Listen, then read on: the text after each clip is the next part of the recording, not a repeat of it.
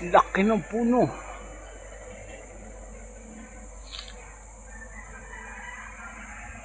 Guys, dito po kami maglalatag ng tent namin sa ilalim ng puno. Kung makikita nyo guys yung view na yan, sa ibaba niya, nandyan po yung ilog. Kalawak-lawak ng kalsada din eh.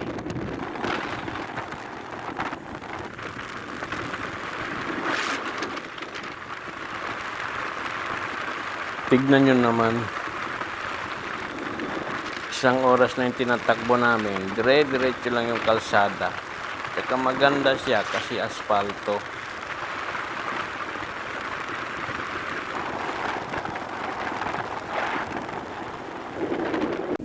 At ito na guys pala yung kalsada papuntang ilog kung saan kami pepwesto at maglalatag kami ng tent.